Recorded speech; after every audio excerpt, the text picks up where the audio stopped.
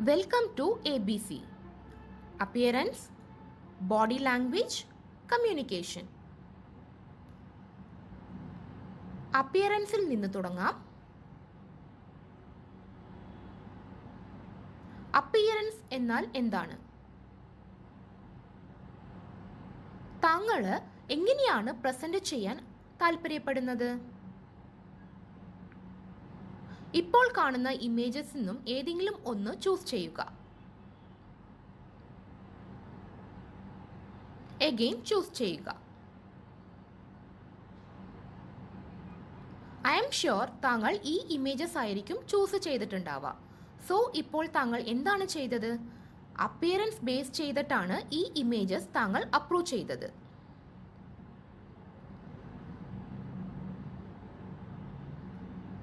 First impression create ചെയ്യാൻ 2 to 5 seconds മാത്രമേ time എടുക്കുള്ളൂ. സോ അപ്പിയറൻസ് എന്നാൽ എന്താണെന്ന് മനസ്സിലാക്കാം.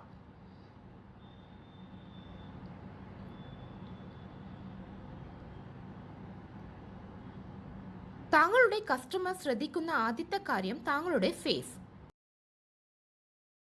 താങ്കളുടെ കാതിന്റെ ചുറ്റിയുള്ള മുടി ചെറുതായിരിക്കണം. നെക്കിന്റെ ബാക്ക് സൈഡിലുള്ള മുടി ഷർട്ട് കോളറിൽ ടച്ച് ചെയ്യാൻ പാടില്ല. ഒരു ഡീസന്റ് ഹെയർ കട്ട് താങ്കളെ പ്രൊഫഷണൽ ആയിട്ട് കാണിക്കും. ക്ലയന്റിന്റെ അടുത്ത് സംസാരിക്കുന്ന സമയത്ത് താങ്കളുടെ പല്ലുകളും ശ്വാസവും ശുദ്ധമായിട്ട് വെച്ചിരിക്കണം. താങ്കൾ താടി വെച്ചിട്ടുണ്ടെങ്കിൽ ട്രിം ചെയ്തിട്ടുണ്ടാവണം, അല്ലെങ്കിൽ ക്ലീൻ ഷേവ് ചെയ്യുന്നത് എപ്പോഴും അഡ്വൈസബിൾ ആണ്.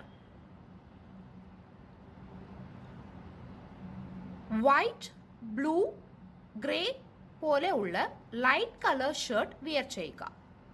Stripe and checked shirt wear ചെയ്യുന്നത് അവോയ്ഡ് ചെയ്യുക. എപ്പോഴും ഫുൾ സ്ലീവ് ഷർട്ട് വിയർ ചെയ്യുക. ഷർട്ട് എത്ര സിമ്പിൾ ആണോ താങ്കൾ അത്രയും ബെറ്റർ ആയിട്ട് അപ്പിയർ ആവുന്നതായിരിക്കും. സിമ്പിൾ ആയിട്ടുള്ള ടൈ വിയർ ചെയ്യുക. Loud colours and patterns avoid ചെയ്യുക. ഡിസൈനർ ലോഗോ അല്ലെങ്കിൽ ഇമേജസ് ഉള്ള ടൈ വിയർ ചെയ്യരുത്. ലൈറ്റ് കളർ ഷർട്ട് ഉപയോഗിക്കുമ്പോൾ ഡാർക്ക് കളർ ടൈ ഉപയോഗിക്കുക. ഷൂസിന് മാച്ച് ആകുന്ന പോലെയുള്ള ഫോർമൽ ബെൽറ്റ് ഉപയോഗിക്കുക. താങ്കളുടെ ട്രൗസേഴ്സിന്റെ ലെങ്ത് ആംഗിളിന്റെ താഴെ ഷൂസ് ടച്ച് ചെയ്യുന്നത് പോലെ വിയർ ചെയ്യുക. മോസ്റ്റ്ലി ഡാർക്ക് കളർ ട്രൗസേഴ്സ് ഉപയോഗിക്കുന്നത് better, like black or blue. താങ്കളുടെ സോക്സിന്റെ കളർ ട്രൗസേഴ്സിന് മാച്ച് ആയിരിക്കണം. എപ്പോഴും പോളിഷ് ചെയ്ത ഷൂസ് ഉപയോഗിക്കുക. ആൻഡ് കാഷ്വൽ ഷൂസ് അവോയ്ഡ് ചെയ്യുക. കസ്റ്റമറിന്റെ മുമ്പിൽ താങ്കളുടെ ഇമേജ് പോസിറ്റീവായിട്ടും നെഗറ്റീവായിട്ടും കാണിക്കുന്ന ചില കാര്യങ്ങളുണ്ട്. നല്ല ഇമേജ് ക്രിയേറ്റ് ചെയ്യാൻ സിമ്പിൾ ആയിട്ടുള്ള വാച്ച് ഉപയോഗിക്കുക. പ്രസന്റേഷൻ കൊടുക്കുന്നതിന് മുൻപ് മൈൽഡ് ആയിട്ടുള്ള പെർഫ്യൂം ഉപയോഗിക്കുക.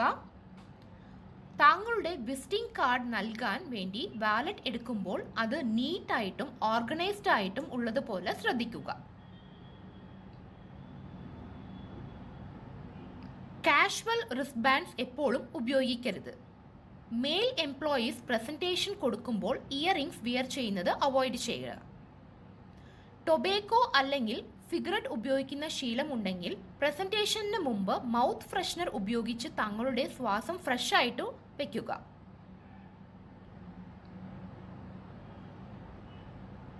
ഇത്രയും ഇൻഫർമേഷൻ ലഭിച്ചതിന് ശേഷം ക്ലയന്റിന്റെ മുൻപ് എങ്ങനെ പ്രസന്റ് ചെയ്യാനാണ് താങ്കൾ ആഗ്രഹിക്കുന്നത്? Left or right? I'm sure താങ്കൾ ഈ ഇമേജ് ആയിരിക്കും ചൂസ് ചെയ്തിട്ടുണ്ടാവാം.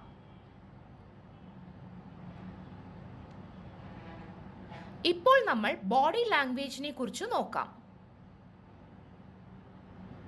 ബോഡി ലാംഗ്വേജിൽ ഫേഷ്യൽ എക്സ്പ്രഷൻ, ഗെസ്ചർ, പോസ്ചർ ഓർ വാക്കിനെ കുറിച്ച് ഡിസ്കസ് ചെയ്യാം. സംസാരിക്കുന്ന സമയത്ത് ക്ലയന്റ് താങ്കളുടെ ഫേസ് ആയിരിക്കും ഫസ്റ്റ് ശ്രദ്ധിക്കുക.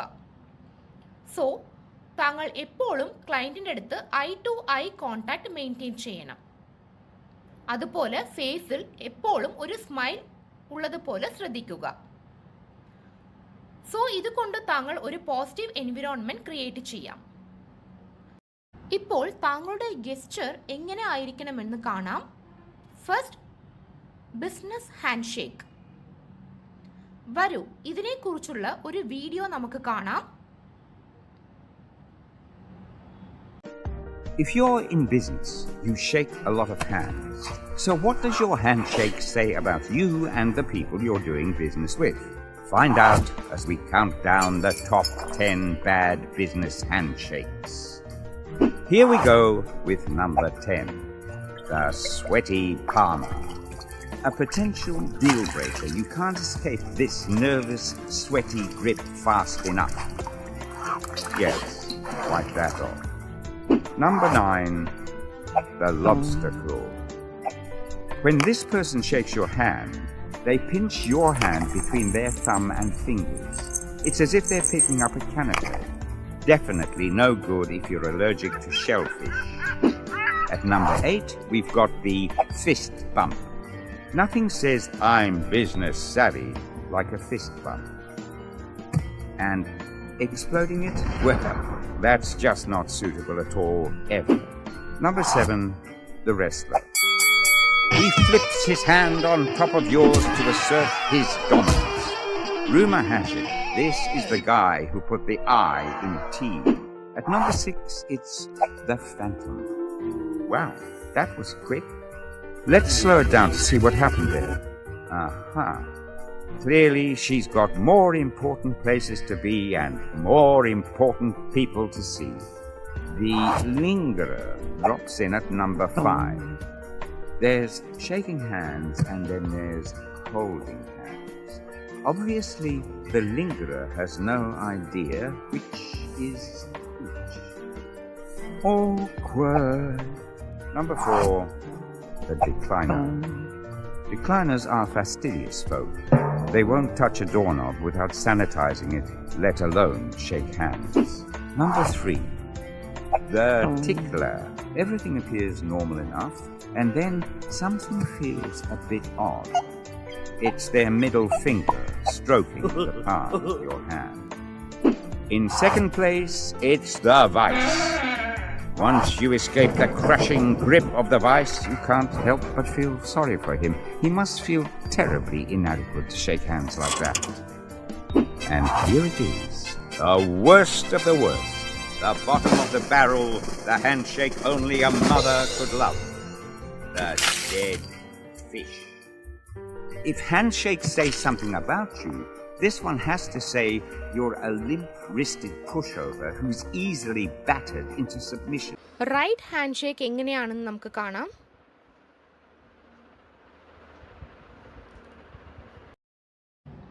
Second gesture, business card exchange. വരൂ, ഇതിനെക്കുറിച്ചുള്ള ഒരു വീഡിയോ നമുക്ക് കാണാം. Use the titles of your Indian counterparts or address them as Mr., Mrs., or Miss. Exchange business cards at the beginning of a meeting, which is standard Indian business etiquette. ഇപ്പോൾ poster or വാക്കിനെ കുറിച്ച് കാണാം. ക്ലയന്റിനെ meet ചെയ്യുമ്പോൾ താങ്കൾ നിവർന്ന് confident ആയിട്ട് ഇരിക്കണം. താങ്കളുടെ പോസ്റ്റർ കോൺഫിഡന്റ് ആയിരിക്കണം, ഓവർ കോൺഫിഡന്റ് ആയിരിക്കരുത്. ഈ വീഡിയോയിലുള്ള ലെഫ്റ്റ് സൈഡ് ഇമേജ് പോലെ കസ്റ്റമറിന്റെ അടുത്ത് സംസാരിക്കുമ്പോൾ ചെയർ റൊട്ടേറ്റ് ചെയ്യരുത്, അതുപോലെ കാലുകൾ ഷേക്ക് ചെയ്യരുത്. താങ്കൾ ഒരു ടെലിമാർക്കറ്റിംഗ് എക്സിക്യൂട്ടീവ് ആണെങ്കിലും ക്ലയന്റ് താങ്കളുടെ ഫ്രണ്ടിൽ ഇല്ല എങ്കിലും താങ്കളും ഇതേ റൂൾസ് ഫോളോ ചെയ്യേണ്ടതാണ്.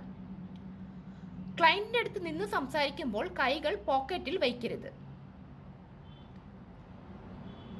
താങ്കൾ ദിവസം മുഴുവനും ഒത്തിരി അപ്പോയിന്റ്മെന്റ്സ് അറ്റൻഡ് ചെയ്തിട്ടുണ്ടാവാം. ഫസ്റ്റ് അപ്പോയിന്റ്മെന്റ് പോകുമ്പോൾ ഉള്ള അതേ എനർജി ആൻഡ് എന്തൂസിയാസം ഓരോ അപ്പോയിന്റ്മെന്റ് വിസിറ്റ് ചെയ്യുമ്പോഴും വേണം. വരൂ, കമ്മ്യൂണിക്കേഷനെ കുറിച്ച് കാണാം. കമ്മ്യൂണിക്കേഷനിൽ 2 ടൈപ്പ് ഉണ്ട്, വെർബൽ ആൻഡ് വോക്കൽ. വെർബൽ എന്നത് താങ്കൾ സംസാരിക്കുന്നത്, അതായത് hi sir, good morning, my name is Tina, how are you doing today. ക്ലയന്റിന്റെ അടുത്ത് സംസാരിക്കുമ്പോൾ ചില ഇമ്പോർട്ടൻറ്റ് തിങ്സ് ശ്രദ്ധിക്കണം.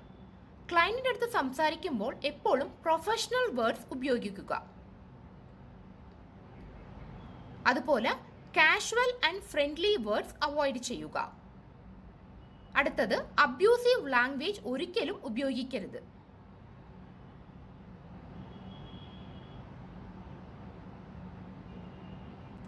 ഒരു നല്ല വോക്കലിൽ 3 പാർട്സ് ഉണ്ട്: പിച്ച്, പോസ് ആൻഡ് ടോൺ. വരൂ, വോക്കലിൽ പിച്ച് എത്ര ഇമ്പോർട്ടൻ്റ് ആണെന്ന് കാണാം. ഉദാഹരണത്തിന് ഇപ്പോൾ കാണുന്ന സ്റ്റേറ്റ്മെൻറ്റിൽ പിച്ച് ചേഞ്ച് ആകുമ്പോൾ മീനിങ് എങ്ങനെ ചേഞ്ച് ആകുന്നു എന്ന് കാണാം. I don't know who stole the book. ഇതിൽ ഫസ്റ്റ് വേർഡ് എംഫസൈസ് ചെയ്യുമ്പോൾ, അതായത് I don't know who stole the book, ഇതിൻ്റെ അർത്ഥം ഈ ബുക്ക് മോഷ്ടിച്ചത് ആരെന്ന് എനിക്ക് അറിയില്ല. ഇപ്പോൾ second and third word emphasise ചെയ്താൽ, അതായത് I don't know who stole the book, ഇതിൻ്റെ അർത്ഥം എന്തെന്നാൽ ജെന്യൂൺ ആയിട്ട് ആരാണ് ഈ ബുക്ക് മോഷ്ടിച്ചത് എന്ന് എനിക്ക് അറിയില്ല എന്ന് റീഅഷുറൻസ് ചെയ്യുകയാണ്.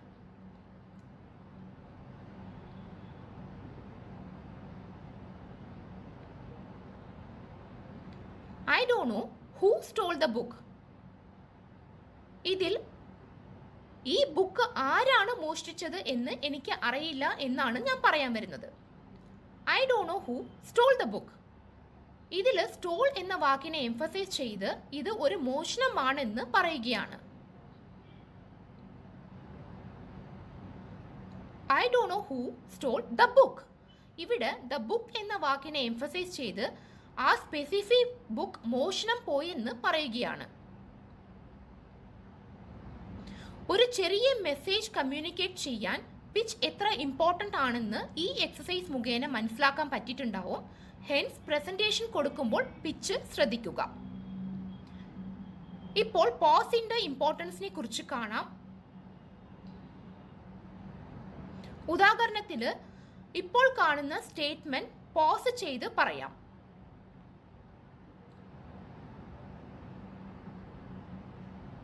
Hang him not, spare him.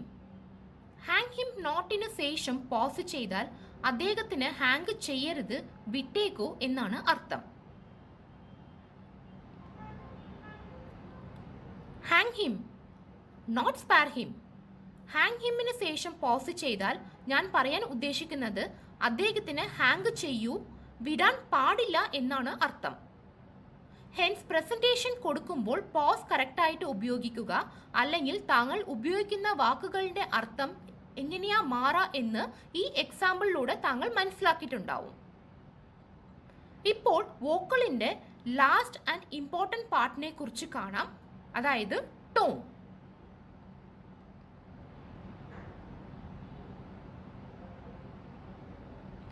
Sorry sir, not possible. Sorry sir, not possible. It's not what you say. It's how you say what you say. Thank you.